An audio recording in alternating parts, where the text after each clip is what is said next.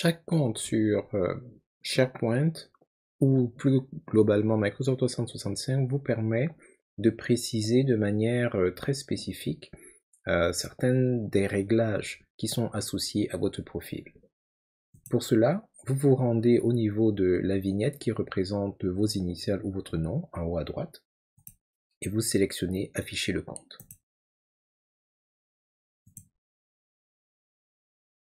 Une nouvelle page va s'ouvrir et dans cette page vous aurez un ensemble d'éléments qui vont vous permettre de modifier les paramètres de votre compte.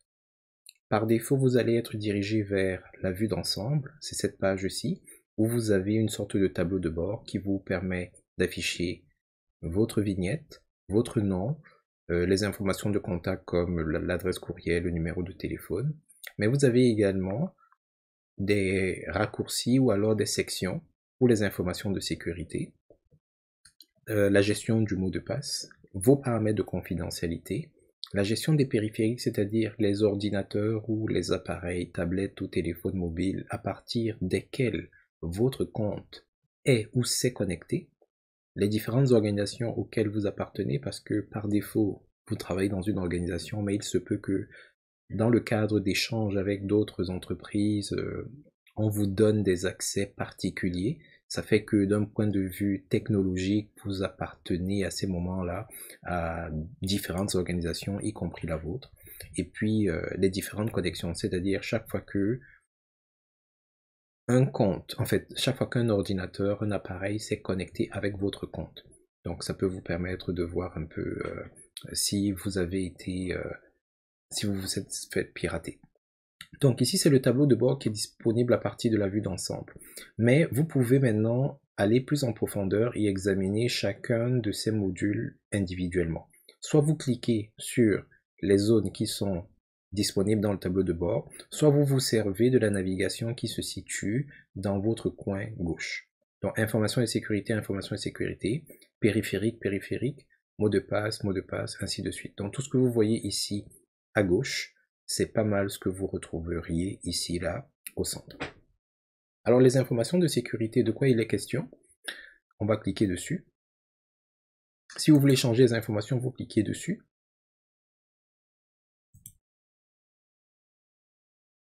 Dans la section informations de sécurité, vous devez déterminer la manière dont vous allez vous connecter à SharePoint Online et de manière plus large un peu à Microsoft 365. Donc, dans mon cas, moi, c'est la méthode du mot de passe, c'est-à-dire vous mettez un nom d'utilisateur et puis on vous demande un mot de passe. Mais vous pouvez décider d'utiliser plusieurs méthodes et pour cela, vous pouvez cliquer tout simplement sur ajouter la méthode de connexion. Vous en choisissez une, soit par téléphone, soit par courriel, soit par application d'authentification et vous suivez les instructions par rapport à cela. Vous pouvez également voir les méthodes de connexion qui existent et soit les supprimer, soit les changer. Et dans le cas où vous avez perdu un appareil, vous pouvez déconnecter votre compte partout parce qu'il y a certains appareils qui gardent la connexion active. C'est-à-dire que si vous avez par exemple perdu votre téléphone ou votre tablette ou votre ordinateur et que quelqu'un le récupère, il pourrait accéder par exemple à SharePoint en se faisant passer pour vous plutôt. Et si vous voulez éviter cela, vous pouvez juste cliquer ici sur se déconnecter partout. Ça fait que vos accès ne vont pas être perdus.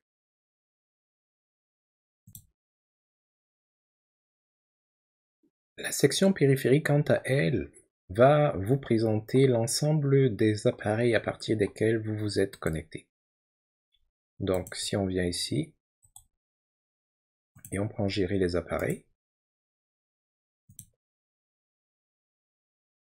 vous aurez la possibilité de voir tous les devices, tous les appareils depuis lesquels vous vous connectez. Donc, ce que c'est en train de dire, c'est que il y a un appareil qui s'appelle avec ce nom-ci, qui est sous Windows et qui est actif à partir duquel je suis connecté.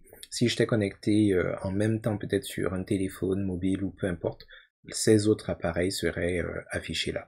Et lorsque vous déployez les informations associées à un appareil, vous avez la possibilité de désactiver le périphérique, surtout s'il est perdu, s'il est volé, et comme on disait tout à l'heure, de ne pas permettre que quelqu'un s'en serve pour se connecter en se faisant passer pour vous. Vous pouvez également utiliser les clés BitLocker si jamais vous avez configuré cela au sein de votre organisation.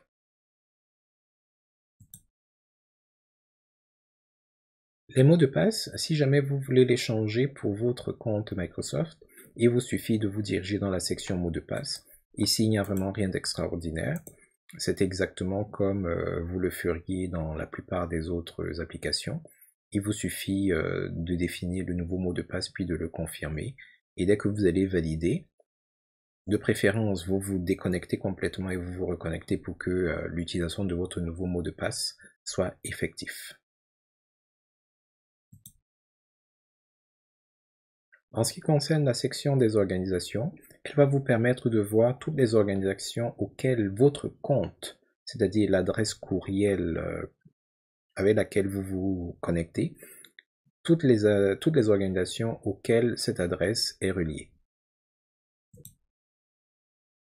Alors ça peut sembler un peu troublant parce que la plupart d'entre vous, vous travaillez dans une seule organisation, mais étant donné que de plus en plus d'organisations se servent de Microsoft Teams, Microsoft SharePoint, etc., il peut arriver que, en collaborant avec d'autres organismes, en participant à des rencontres inter-organisations, qu'à un moment donné, vous ayez eu accès à leurs services. Peut-être qu'on ne va pas vous dire de manière claire ou frontale que vous avez un compte dans ces autres entreprises-là, mais la réalité est que parfois, pour que certaines connexions se fassent, il faudrait que vous ayez un compte au sein de ces entreprises-là.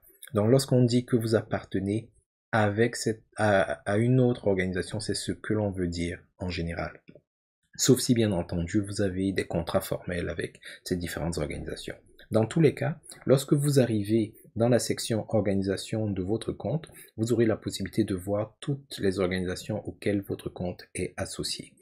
Alors dans mon cas à moi, on voit que je suis dans Wakata Microsoft 365, connecté. Alors ici, il dit que impossible de quitter l'organisation d'origine. Ça ne veut pas nécessairement dire que vous êtes esclave de cette organisation, mais ça veut dire que d'un point de vue technique, il y a des choses à faire pour que votre compte soit retiré de là. Par contre, si j'appartenais à d'autres organisations sœurs, on va le dire comme ça, c'est-à-dire des organisations avec lesquelles Sokawakata a collaboré d'une façon ou d'une autre, on aurait pu, comment dire ça, quitter. Par exemple, il y a un partenariat avec une organisation, on travaille sur un projet. Une fois que le projet est terminé, on ne veut plus peut-être recevoir les notifications, on ne veut plus être lié, on aurait pu se déconnecter. Très bien. Avec la nouvelle manière de fonctionner de Microsoft, qui est très inclusive, très intégrée, il peut être intéressant de vérifier vos paramètres de confidentialité pour voir, ou plutôt revoir la manière dont les informations des choses sur lesquelles vous travaillez sont prises en considération au sein de votre organisation. Alors vous pouvez venir ici dans les paramètres de confidentialité et vous pouvez voir certains éléments par défaut. Par exemple, la langue et la région, ça c'est assez standard.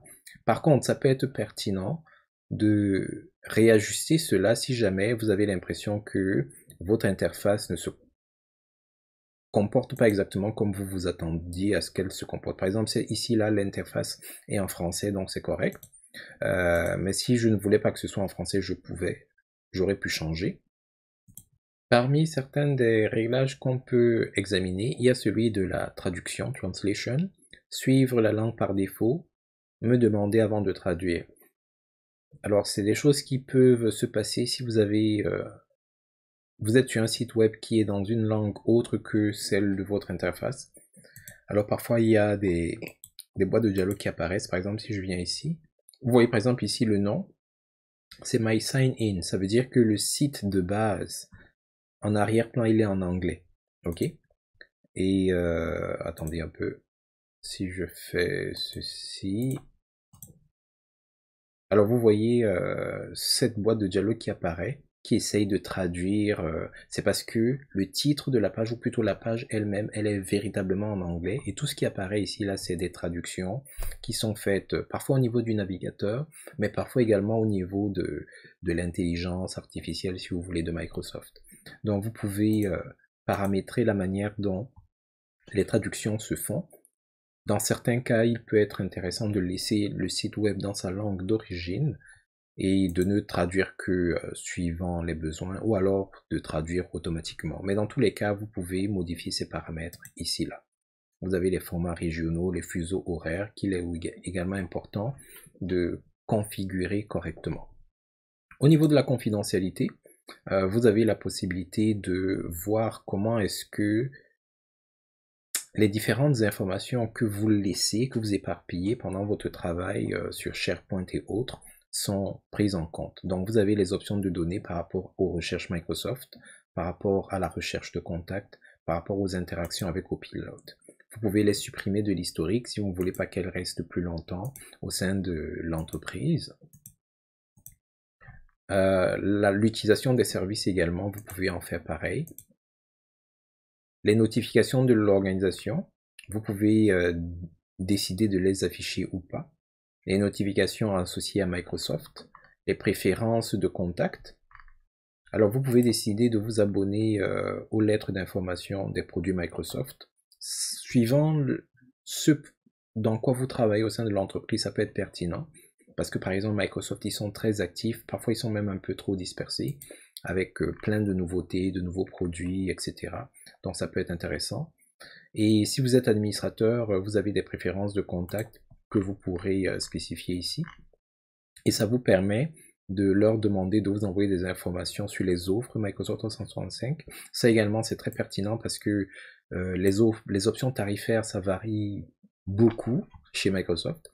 Et également, vous pouvez demander d'envoyer les communications de la part des partenaires Microsoft, toutes les applications qui interagissent d'une façon ou d'une autre avec Microsoft, et vous remplissez les informations de contact par lesquelles vous souhaiteriez être rejoint.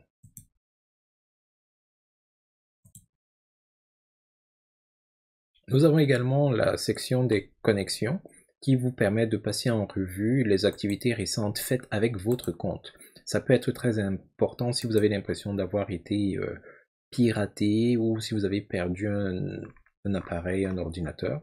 Donc vous pouvez voir que il va lister les heures, les régions, les endroits et les activités ou les applications dans lesquelles votre présence a été notée, si vous voulez.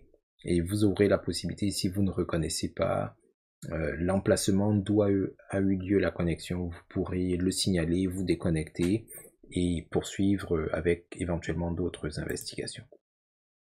Donc par ailleurs, plutôt, je voulais dire, vous avez la possibilité de voir les groupes auxquels vous avez accès.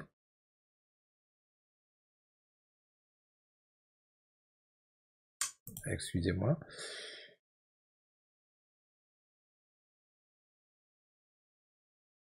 Plus tard. Donc, les vues d'ensemble de vos accès, vous pouvez les voir. Si jamais il y a des actions qui sont en attente, vous avez demandé l'accès à une certaine ressource, mais ça n'a pas encore été validé, les informations vont apparaître ici. Et il y a des informations plus générales, génériques, que vous pouvez retrouver ici, là, sur la manière de gérer les accès. Ce sont des guides pratiques, c'est de la documentation globalement. Et enfin, vous pouvez voir les groupes auxquels vous avez accès. Alors, ils veulent vraiment que je leur envoie des commentaires. Donc, pas maintenant. Donc, vous avez la possibilité de voir les différents groupes auxquels vous êtes rattachés. Donc, ici, là, c'est l'ensemble des groupes auxquels vous appartenez. Vous avez la vue d'ensemble là. Donc, plus particulièrement, vous pouvez voir les groupes dont vous êtes le propriétaire en cliquant ici. Ça peut être important de se remémorer cela, surtout si vous n'êtes pas administrateur, ou même si vous êtes administrateur. À force de créer des groupes pour d'autres personnes, parfois ça peut aller dans tous les sens et vous oubliez ce qui se passe. S'il y a des groupes que vous avez supprimés, vous pouvez les voir. Les groupes dans lesquels vous vous retrouvez, que ce soit vous qui les ayez créés ou pas, vous pouvez également les revoir. Et vous avez la possibilité de les quitter si jamais, par exemple, le projet est terminé, la raison pour laquelle le groupe avait été créé est terminée. Ça peut être intéressant parce que dans certains cas en entreprise, on peut travailler sur un projet et puis le projet est terminé, mais dans les fils de discussion, les gens continuent de mettre des commentaires et tout le reste. Ça peut saturer votre messagerie pour rien. Vous pouvez voir les différentes demandes, les groupes qui ont été supprimés, si jamais il y en a.